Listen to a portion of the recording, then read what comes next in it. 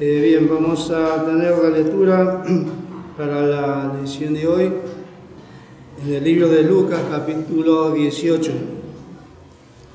Dice Lucas 18:1: y propúsoles también una parábola sobre que es necesario orar siempre y no desmayar.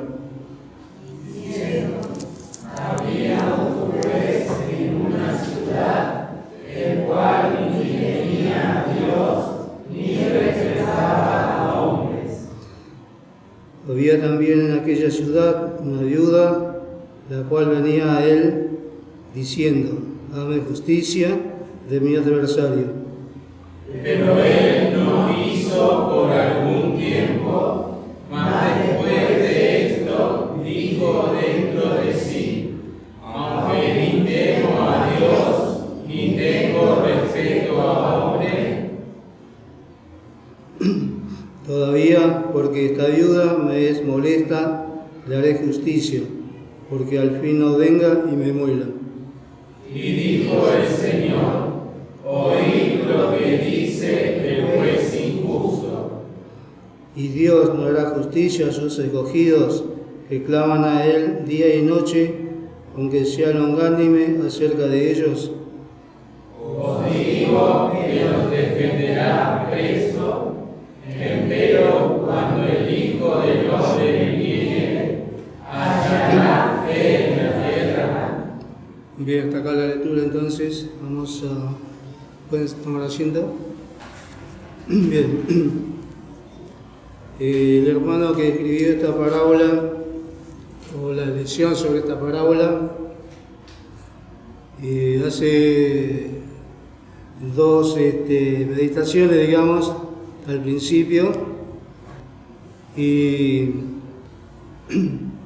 dice que esta parábola es para incentivarnos a la oración,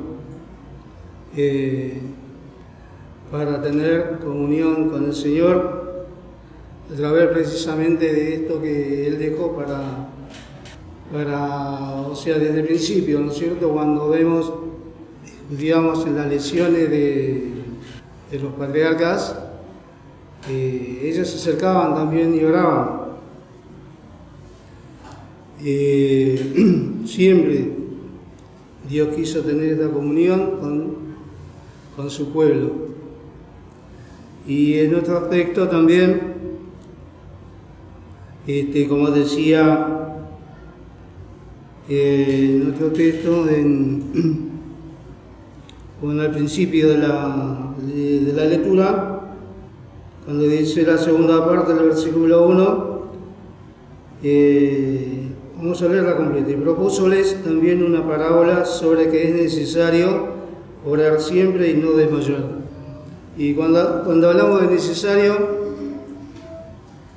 es una palabra que quizá no la profundizamos, pero cuando habla de necesario es algo que sí o sí tiene que suceder. Así como el Señor Jesucristo le decía a los discípulos, era necesario que el Hijo del Hombre padeciera todas estas cosas, y así también es necesario, dice, orar siempre y no desmayar, no decaer en esta práctica.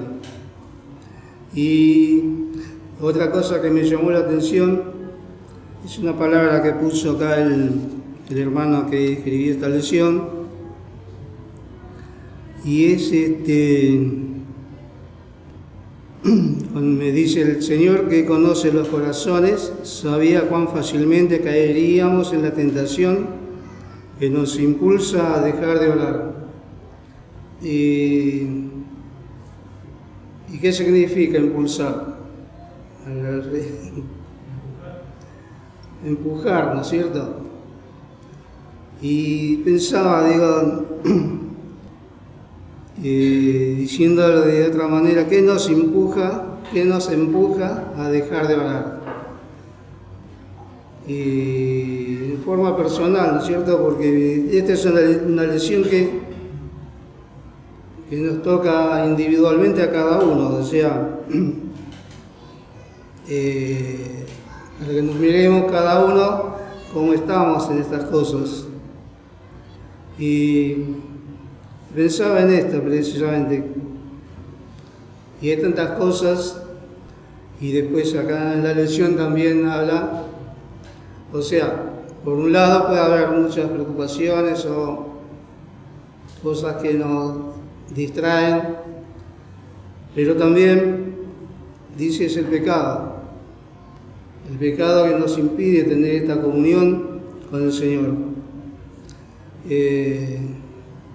Si bien realmente es una parábola que es muy sencilla, ¿no es cierto? Es cortita, porque la parábola en sí tiene apenas 4 o 5 versículos.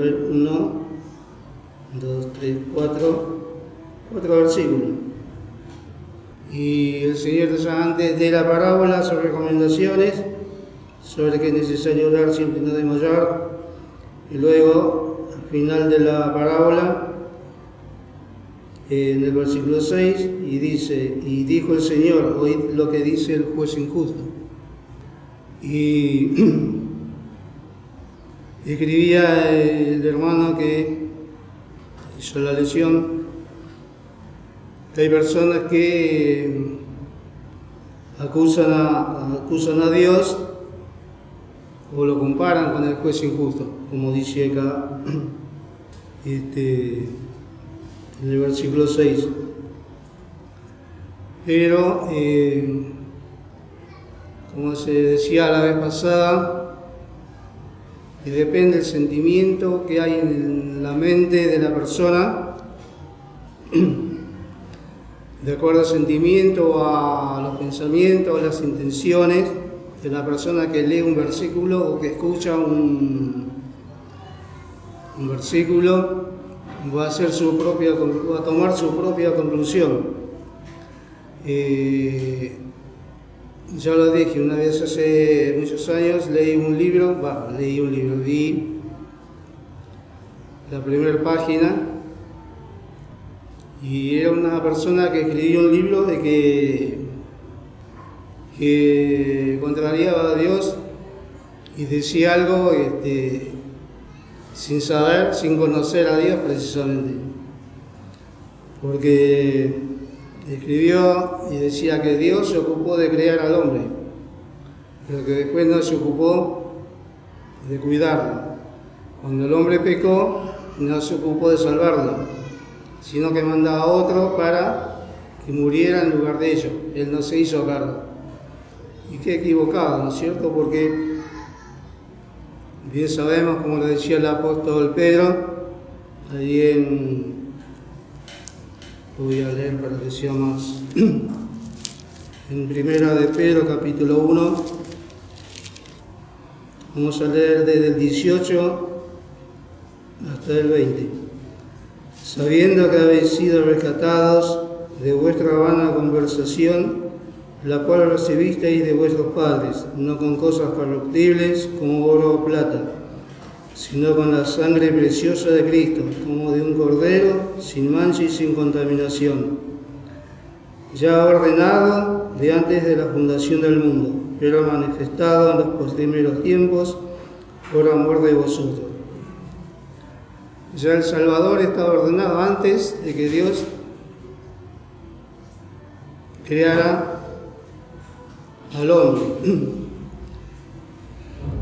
Entonces, Dios no se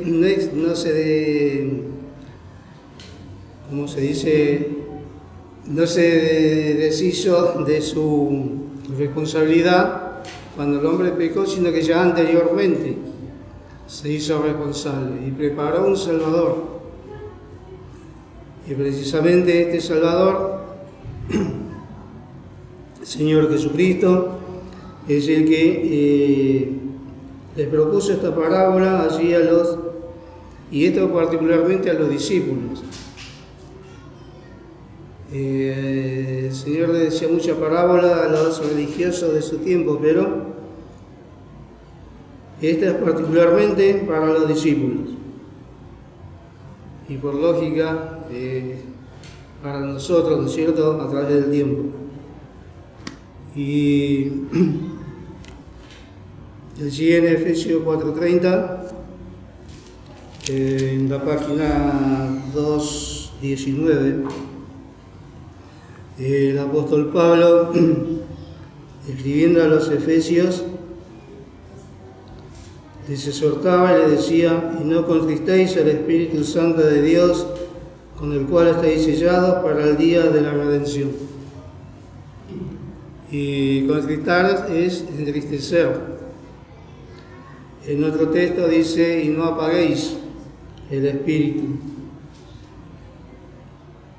Precisamente como dijimos anteriormente, como consecuencia de las cuestiones que nos empujan, nos impulsan a apartarnos de la comunión con el Señor, que bien sabemos, cada uno sabe qué es lo que puede ocasionar estas cosas. Bien, y también el apóstol Pablo a los Colosenses, Efesios, Filipenses, Colosenses, en el capítulo 4, versículo 2, dice: perseverad en oración, velando en ella con nacimientos de gracias. Entonces, como vemos, el mismo Señor Jesucristo muchas veces exhortó a los discípulos a tener esta responsabilidad de la oración, y el apóstol Pablo igualmente. Y me acordaba de un texto que tampoco no está en la lección, pero que siempre me llamó la atención allí en San Juan capítulo 15. San Juan capítulo 15, en la página 123, versículos 4 y 5.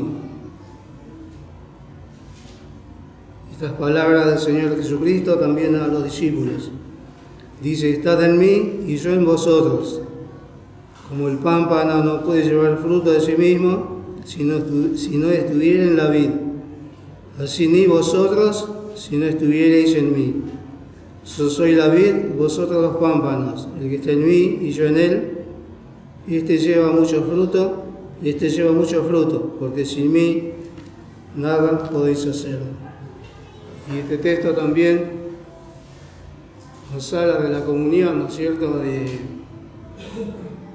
es necesaria, la comunión del creyente con su Salvador, el creyente con el Señor Jesucristo. Y lógicamente el Señor nos dio esta función, ¿cómo se dice? La oración que separa esta libertad, ¿no es cierto?, para poder estar en comunión con Él, y la lectura de su palabra, porque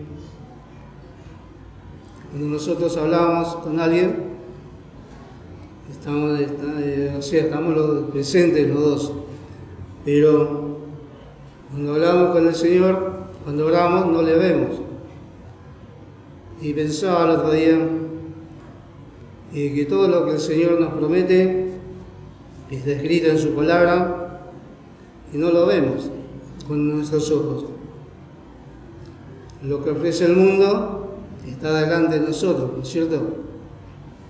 Entonces, todo lo que el Señor nos ofrece lo tenemos que ver con los ojos de la fe.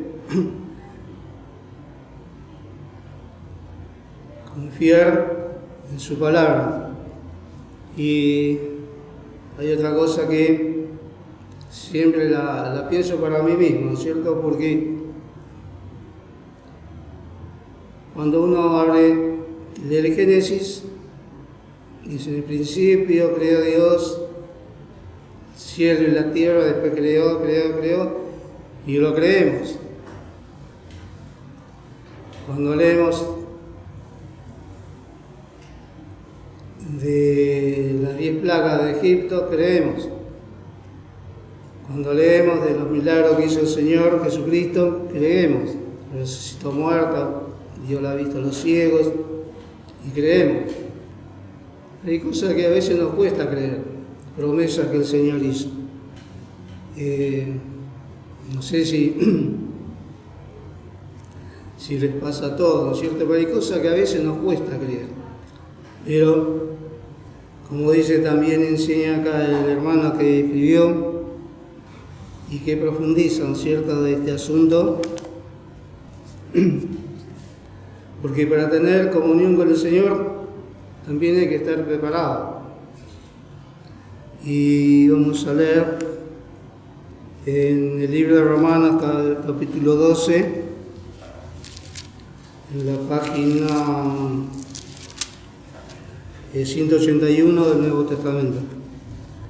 Dos versículos que nos calan, como decía también en Hebreos 4:12, que nos cala profundo, ¿no es cierto? Porque dice: así que, hermanos, os ruego por la misericordia de Dios que presentéis vuestros cuerpos en sacrificio vivo, santo, agradable a Dios, que es vuestro racional culto, y no conforméis a este siglo, mas reformados por la renovación de vuestro entendimiento, para que experimentéis cuál sea la buena voluntad de Dios, agradable y perfecta. Y esto nos llega, ¿cierto?, bien adentro, de lo más profundo de nuestro corazón. Y es lo que nos pide el Señor, para que se manifieste esta comunión con Él. Y es lindo, y este es un texto que se dio muchísimas veces, el de Romanos 12, versículos 1 y 2. Ya prácticamente lo sabemos de memoria, pero lo difícil es llevarlo quizás a la práctica. Y viene el apóstol Pablo, siempre dejaba enseñanzas, a través de su propia experiencia y testimonio, porque allí en Gálatas 2:20, en la página 212, el apóstol Pablo decía: con Cristo estoy juntamente crucificado y vivo, no ya yo, mas vive Cristo en mí. Y lo que ahora vivo en la carne, lo vivo en la fe del Hijo de Dios, el cual me amó y se entregó a sí mismo por mí. Y bien, nosotros reconocemos la historia del apóstol por todas las experiencias que pasó, para decir algunas, ¿no es cierto? Tuvo naufragios, estuvo muchas veces al borde de la muerte por accidentes o por que lo querían matar, que finalmente lo hicieron. Pero él nunca, como decía, apreciaba su vida, ¿cierto?, sino que estaba dispuesto a darla por el testimonio del Señor Jesucristo, dispuesto a dar su vida para que muchas almas se salven, para testificar de este Evangelio. Bien. Después también el hermano aplicó a la viuda de la parábola con la iglesia de Jesucristo. Bien sabemos que a través de los tiempos la iglesia del Señor fue perseguida, o sea, los creyentes.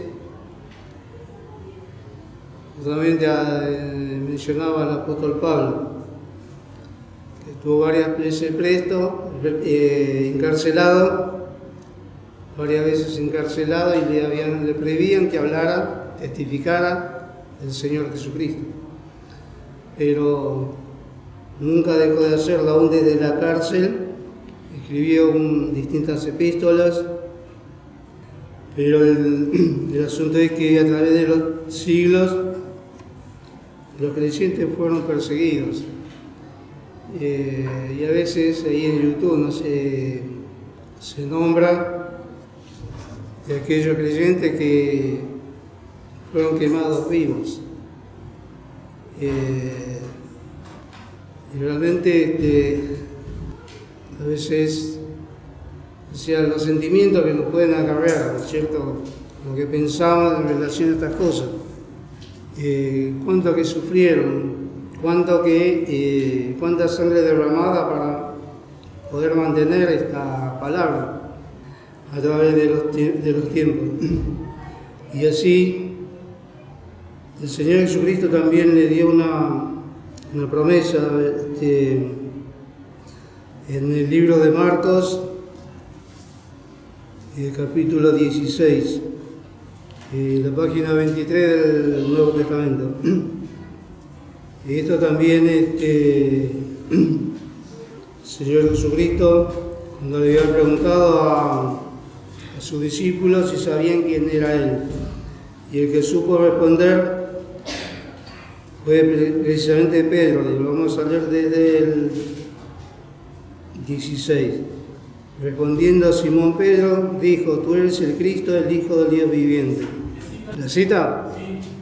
Sí. Mateo 16, de 16 a 18. Vamos. Y respondiendo Simón Pedro, dijo: tú eres el Cristo, el Hijo del Dios viviente. Entonces, respondiendo Jesús, le dijo: bienaventurado eres, Simón, hijo de Jonás, porque no te lo reveló carne ni sangre, más y Padre que está en los cielos. Mas yo también te digo que tú eres Pedro, y sobre esta piedra edificaré mi iglesia, y las puertas del infierno no prevalecerán contra ella. Esto es algo también que tenemos manifestado en la palabra del Señor. El Señor Jesucristo le dijo, les avisó a los discípulos que iban a sufrir acá en este mundo. Les avisó a los creyentes que iban a padecer persecución y tantas otras cosas. Pero hay una promesa. En la segunda parte, o última parte del versículo 18, cuando dice: y las puertas del infierno no prevalecerán contra ellos. O sea, el que defiende y guarda la iglesia es el Señor Jesucristo. Y Él permite todos esos acontecimientos de muchos creyentes que dieron la vida, pero, como decía el apóstol Pablo, así encuentro el texto, de la corona que le esperaba a él el día que el Señor en el tribunal, el galardonador, leyera su historia. Hay un texto que también estaba acá en la lección que lo dio la hermana Úrsula en el año 98, para el aniversario de la iglesia, en el libro de Isaías, capítulo 54.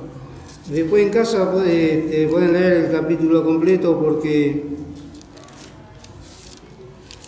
si no se nos va el tiempo, pero vamos a leer el versículo 17. Isaías capítulo 54, versículo 17. Y la hermana fue en el aniversario del año 98, el 15 del 12. Y precisamente dio este texto para el saludo. Y dice: toda herramienta que fuere fabricada contra ti no prosperará, y tú condenarás toda lengua que se levantare contra ti en juicio. Esta es la heredad de los siervos de Jehová, y su justicia de por mí, dijo Jehová. Si bien la iglesia va a pasar por distintas situaciones, pero el Señor la iba a guardar. Y lamentablemente el diablo fue cambiando de artimaña, digamos, ¿no? Cambiando la estrategia, porque antes mataba a los creyentes y se multiplicaban, pero ahora, lamentablemente, poniendo delante las cosas de este mundo, incentiva, ¿no es cierto? Y muchas veces muchos creyentes caen. Inclusive tenía una compañía de trabajo desde hace muchos años y un día estábamos hablando y justo hablamos de la venida del Señor. Y dice esta chica, sí, cuando venga el Señor y nos lleve al cielo, va a ser todo, perdón la palabra, pero como se dice en el mundo, joda, digo. Y empezó a mover el esqueleto, digamos. Y me sorprendió, digo, pero ese es el pensamiento que tienen de estar con el Señor. Y no puede ser, ¿cierto? Porque yo a veces me pongo a pensar y me acuerdo del texto que está en Isaías capítulo 6. Vamos a leer 3 versículos. Isaías capítulo 6, la página 7-13 del Antiguo Testamento. En el año que murió el rey Usías, vi yo al Señor sentado sobre un trono alto y sublime, y sus faldas henchían el templo, y encima de él estaban serafines, cada uno tenía 6 alas, con 2 cubrían sus rostros y con 2 cubrían sus pies, y con 2 volaban. Y el uno al otro daba voces diciendo, Santo, Santo, Santo, Jehová de los ejércitos, toda la tierra está llena de tu gloria, de su gloria. Qué distinto, ¿no es cierto?, lo que acá nos muestra lo que es el cielo. Un lugar de reverencia, de adoración a Dios, donde ya los sentimientos que hoy tenemos acá no los vamos a tener, el pecado que mora en nosotros, que nos incita, ¿no es cierto?, a apartarnos, que nos incita a dejar de orar, a dejar de leer la Biblia, donde todos estos pensamientos no van a existir. Vamos a ser tal cual como eran Adán y Eva en el principio, ¿no es cierto?, cuando fueron creados. No había en ellos maldad. Como vimos, la actitud de cada creyente en los tiempos que estamos viviendo, los acontecimios que nos muestran que prácticamente están cumplidas todas las profecías bíblicas en cuanto al arrebatamiento de la iglesia. Precisamente hay uno que el Señor decía, no sé dónde, cuando esta que dice, cuando el Hijo del Hombre viniere, hallará fe en la tierra. Sí, hay 2 textos que están ahí. El primero era en el versículo 1 y el 8. Y el versículo 8 del capítulo 18 de Lucas. Os digo que lo defenderá presto, empero, cuando el Hijo del Hombre viniere, hallará fe en la tierra. Y es algo para meditar en lo personal. Es algo para meditar como pueblo del Señor. Pensaba en el hecho de por qué el Señor, formó la iglesia, porque el Señor en la antigüedad congregaba al pueblo. Congregaba al pueblo y esto no lo hizo siempre. Vamos a leer, no la busquen. En Joel capítulo 2 dice, Joel capítulo 2 versículo 15 y 16, tocad trompeta en Sión, pregonad ayuno, llamad a congregación, reunid el pueblo, santificad la reunión, juntad los viejos, congregad los niños y los que maman, salga de su cámara el novio y de su tálamo la novia. El Señor siempre buscó de la unidad de su pueblo, de congregarlos para hablar, para enseñarle. El martes, cuando volví a casa, un vecino me puso a conversar y me preguntó, ¿qué pasa? Dice que hay tan pocos participantes, decía, que venía poca gente a las reuniones. Y le digo, no sé qué pasa, que hay muchos que están de vacaciones, le digo, entonces el número merma para estas fechas. Y bueno, así que cuánto cuidado, ¿no es cierto?, debemos tener. Pero por sobre todas las cosas, lo que el Señor nos llama, a la comunión. Si bien, no sé si decir, comienza en casa con la lectura y oración, o comienza en la iglesia la comunión, con los hermanos, pero las dos son necesarias. Y como iglesia, también, ¿no es cierto?, debemos estar así preparados como pueblo y esperar el cumplimiento de la promesa del Señor, de venir, de arrebatar a su iglesia. Y arrebatar también significa quitar de golpe. Así que siempre me hace pensar esa palabra. No es que va a venir dulcemente, dice el Señor, va a levantar, se arrebatar, quitar, con violencia podríamos decir.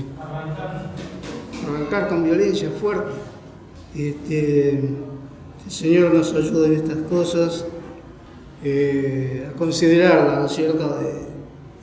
O sea, no somos perfectos, ni vamos a llegar a serlo, pero tener esta disposición, como decía el apóstol Pablo en este versículo que no me acuerdo la cita, que luchaba por ver si alcanzaba aquello para lo cual, no sé si te acordás, Filipenses, porque tenemos que aprovechar las enseñanzas que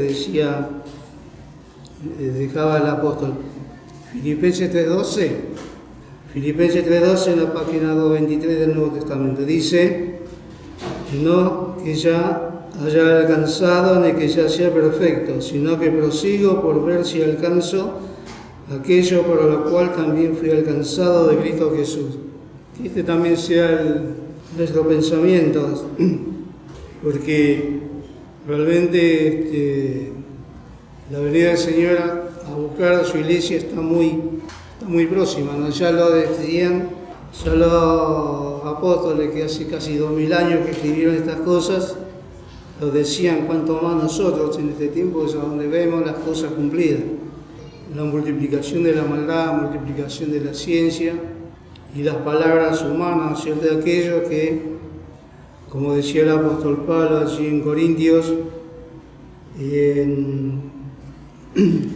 cuando decía el apóstol Pablo a los Corintios que Dios había enloquecido la sabiduría de este mundo, acá, capítulo 1, versículo 20, que dice, ¿qué es del sabio? ¿Qué del escriba? ¿Qué del escudriñador de este siglo? ¿No ha enloquecido Dios la sabiduría del mundo?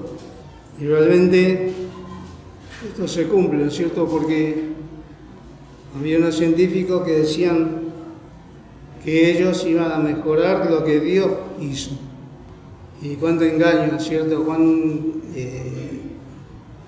Se mienten a sí mismo, porque jamás van a poder mejorar lo que Dios hizo. Pero el problema es el engaño. Y ese es el problema, o sea, en lo que nosotros debemos estar pendientes, ¿no es cierto?, de expectantes para no caer en estas cosas. Pero por sobre todas las cosas, también anunciar este Evangelio del Señor Jesucristo, porque hay tanto engaño en el mundo y cada uno quiere tener la verdad y confusiones y cosas por el estilo. Porque esto también, el predicar el Evangelio, anunciar el Evangelio es parte de lo que tiene que hacer el creyente para que se complete también el número de los redimidos. Porque si bien vemos las cosas que acontecen, pero también el Señor es paciente, como dice en 2 Pedro 3.9. El Señor no tarda su promesa como algunos la tienen por tardanza, sino que es paciente para con nosotros, no queriendo que ninguno perezca, sino que todos procedan al arrepentimiento. El Señor quiere que muchos aún puedan ser salvos. También la parte que nos corresponde a nosotros, la de testificar. Bueno, que el Señor nos ayude.